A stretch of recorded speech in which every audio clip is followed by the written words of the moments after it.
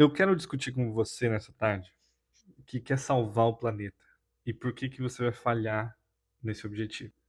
Meu nome é Lucas, eu sou engenheiro e a gente faz cálculo. Todos os cálculos que a gente está fazendo estão dando no mesmo objetivo da crise climática num ponto de não retorno. E por isso, a fala aqui da tarde não é para você que acha que está tudo bem, o planeta esquenta mesmo, sabe? A Terra é plana. Eu quero falar com você que quer salvar o planeta e entendeu que a gente tem um problema.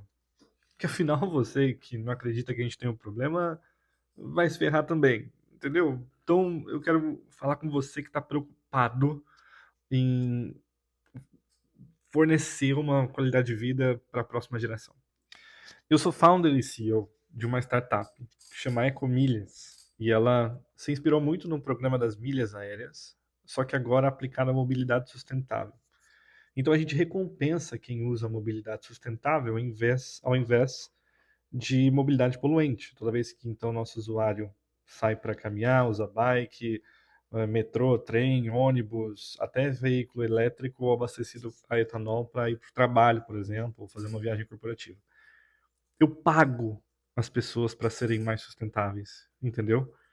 E eu quero discutir com vocês, porque ainda assim não é tão fácil de salvar o planeta, porque você que pensa em salvar vai falhar. Eu escuto várias desculpas. É, tem uma lista de criatividade enorme para realmente não se importar, mas algumas delas eu vou justificar aqui da minha afirmação, e algumas delas são muito coerentes para um comportamento de quem quer salvar o planeta, mas vai falhar. O primeiro motivo é, é aquele, puxa, já que tá tudo ferrado mesmo, meu, não vou fazer nada. Ó, os números estão aí, contra fatos não há argumentos, então eu vou viver a minha vida aqui, não vou atrapalhar mais ninguém, vou tentar não impactar negativamente o meu ambiente ao que eu pertenço. E puta, que pena, né? Já deu. Então não tem mais o que fazer. Tenho que fazer, entendeu? Tenho que fazer. Tem outros que falam, não, eu vou fazer, eu vou salvar o planeta. Eu sou uma pessoa boa. E uma boa pessoa não toma tantas atitudes assim. Veja, se fosse 2008 e você fosse uma boa pessoa para o ambiente que você está inserida, acho que a gente conseguiria resolver um pouco da crise climática. Mas adivinha, é 2025, quase 26, faltam menos de 4 anos quase para a Agenda 2030 no ponto de não retorno do planeta Terra. Então, o segundo ponto aqui de interface é, puxa, não importa quantos relatórios de sustentabilidade você lê, não importa quantas toneladas de carbono você vê na sua frente como dados de uma planilha de Excel, você não assimila isso, às vezes, ao número daquela vez. Você tentou já levantar uma tonelada? Não dá, bicho. Então, o ponto-chave do impacto ali é você decide se omitir.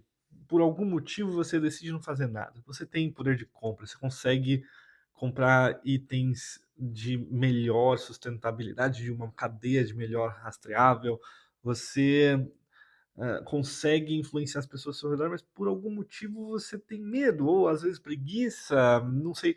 Às vezes é até uma, uma, um afastamento da ideia de virar o ecochato da turma. Aí outro ponto e motivo que vocês usam é: ah, mas eu tenho um ponto? Puxa, eu tenho um bom ponto, na verdade. Foi o que meus pais me falaram, foi o que meus amigos me falaram também. A culpa não é minha, a culpa é do agro, porque quem sou eu que vou fechar a torneira enquanto escovo os dentes, enquanto o agro desperdiça litros e mil litros de água no ambiente, ou polui pra caramba, então não vou mexer esse ponteiro.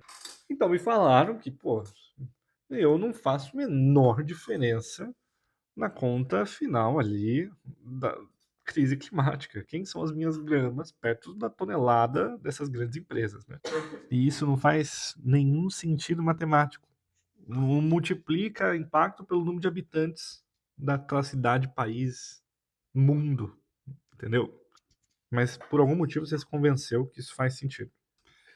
Então você está realmente seguro de que nada que você faça vai impactar ou diminuir emissões de carbono. Nada, nada. Quando todas as evidências que são mostradas para você te mostram e te falam. E agora eu vou entrar com um assunto com vocês que entenderam a sua intervenção no planeta e ainda querem causar um delta positivo, ainda querem, puxa, ter um protagonismo para separar lixo, para economizar água, para diminuir deslocamento poluente ou qualquer outra intenção que você, como consumidor, tenha um poder de compra. E decidir, por exemplo, se você vai comprar de uma empresa que está fudendo o planeta ou uma empresa que não. Basicamente isso. E aí você achou, você achou uma parada que você está muito interessado e você achou uma solução que vai reduzir muitas toneladas de carbono na sua vida, no seu hábito pessoal. E você quer compartilhar isso com todo mundo. Nossa, eu quero mostrar e quero que todo mundo faça igual a mim, porque essa é a fórmula de salvar o planeta. E a gente questiona você com isso. Puxa, mas você olhou todas as formas de impacto, né? Você tenha um cuidado para entender o que não só você se interessa. E a resposta é não. Às vezes você só está interessado em andar de bike, mas fuma. Você só está interessado em reciclar, mas tem um garro a diesel, entendeu? Esse são incoerências ou até mesmo desafios que a sustentabilidade traz de um ponto a outro, né? Não tem como você só se importar com uma coisa. Você precisa ter uma tomada de decisão muito maior do que num ponto focal. E aí vem a próxima desculpa. Sabe, eu quero salvar o planeta, Lucas. Puxa, eu quero fazer bem para o ambiente que eu estou inserido. Mas se eu. Você já viu essas pessoas? Elas jogam sopa de tomate em obras do Louvre. E elas são Greta Thunberg, entendeu? Eu não sou a Greta. Eu sou uma pessoa normal. Eu tenho aqui um interesse em salvar, mas eu não sou um ambientalista militante. Entende? Esse é a minha realidade. Mas aqui tem um tema forte. Para você salvar o planeta, você não precisa ser lembrado por ser esse radical. Você pode tomar ações e decisões muito mais sustentáveis do ponto de vista ambiental, econômico e social. E os radicais de plantão precisam aprender isso também. Eu tenho uma experiência que eu tive o privilégio de participar na Universidade de Tóquio, onde eu estava participando de um congresso com o meu trabalho na época, que a propósito virou a Ecomilhas depois, né? Em como a gente pode descarbonizar a cadeia de valor na mobilidade urbana. Então, fui apresentar isso para uma plateia de muitos japoneses na Universidade de Tóquio. E na entrada lá, eu dei de cara, de fato, com a preparação do evento e um outro palestrante que queria, de fato, descobrir o que eu estava falando. E ele me perguntou, puxa, do que você vai falar? Nossa, acho que a gente tem conteúdos parecidos, né? Ou pelo menos temos o que falar do mesmo tema. E ele super me cutucando, sabe? O que você vai falar? Como você vai falar?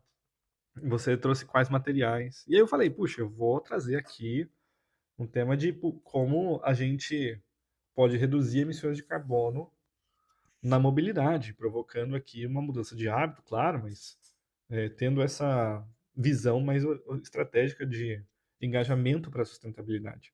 Aí ele mandou: Nossa, você deve ser muito incrível para falar de alguma coisa que todo mundo já sabe. Aí eu lembrei que eu não era tão incrível assim, sabe? E aí eu tentei desviar a conversa perguntando para ele o que ele ia falar. E ele comentou: Puxa, Meu trabalho é mais no campo da física, eu tenho modelos preditivos para, de fato, calcular desastres climáticos, né? E fez muito sentido aqui para o Japão, que é uma terra bem com um histórico bem grande sobre o tema. Sabe quando você se sente tão incompetente de a ponto de não conseguir fazer nenhuma pergunta? E ele sacou, ele pegou que eu não conhecia o trabalho dele. Aí ele meteu. Ficou mais famoso depois que eu ganhei o Nobel em 2021. Pois é, 2021. E aí, ali eu entendi que, puta, eu vou abrir a palestra do Nobel, irmão.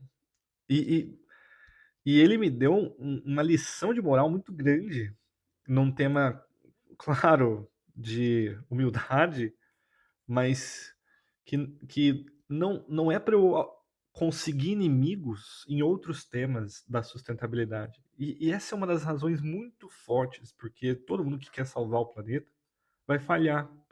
A gente acha que até o amigo, o aliado que está trabalhando em outro tema vai conseguir capturar um budget, vai, sabe, conseguir mais dinheiro do que você. E a sua estratégia, o seu projeto é o que deveria ser a estrelinha que brilha e brilha, sabe? E esse é o ponto-chave, principalmente das maiores desculpas que eu ouvi daqueles que querem salvar o planeta. Porque no final do dia, a gente tem que considerar uma prática de desenvolvimento sustentável, que por conceito era a maneira como as pessoas consomem recursos hoje, de modo a não impedir a maneira da geração futura de fazer o mesmo. E aí eu posso trocar consomem recursos por qualquer coisa, qualquer coisa. A maneira como você consome energia elétrica hoje, de modo a não impedir a geração futura de fazer o mesmo. A maneira como você destina os seus resíduos hoje, de modo a não impedir a geração futura de fazer o mesmo. Ou a maneira que você se desloca hoje, de modo a não impedir a geração futura de fazer o mesmo. Mas, Lucas, meu sonho de consumo é ter uma Ferrari, sabe? Ouvir o ronco do motor e mandar bala. Pô, você agora tá indo numa vertente de tomada de decisão, que no fato não te importa se o planeta está esquentando, mas importa que você tem uma Ferrari na garagem. O que você quer que as pessoas te falem? Que você não merece ter uma Ferrari? Que você precisa ter sempre carros elétricos, por exemplo? Não é essa a resposta. Carro elétrico não pode brigar com a bicicleta, que vai brigar com o metrô, com o ônibus. São todas soluções complementares. E o ponto-chave não é uma questão de merecimento, é uma questão de sustentabilidade da próxima geração, do que você se importa de deixar para seu filho ou seu sobrinho, qualquer próxima geração que tenha uma interação contigo. Mas sabe o que a próxima geração vai te perguntar? Ela também queria e se sentia merecedora de andar de Ferrari. E ela vai perguntar para você, pai, por que, por que, que não existem mais. Não pode mais ter essa capacidade, porque eu não estou conseguindo, né, ter os mesmos recursos que você tinha na sua geração. E aí você vai responder para ele que escolheu ter uma Ferrari em vez de ter outras escolhas mais sustentáveis, por exemplo, para mobilidade e ele poder se deslocar também. Ou que você não fez nada para melhorar a qualidade de vida dele, mesmo antes dele nascer. Essa é uma frase que ricocheteia na cabeça de quem pensa em sustentabilidade.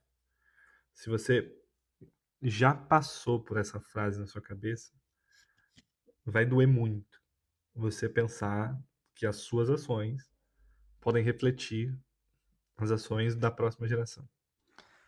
E tudo isso vem de uma combinação de fatores que te traz medo de tentar, medo de ser reconhecido como radical, medo de fato salvar o planeta. E esse é um dos motivos pelo qual vocês vão falhar em salvar o planeta. A menos, a menos que, a menos que Finalizo. Obrigado.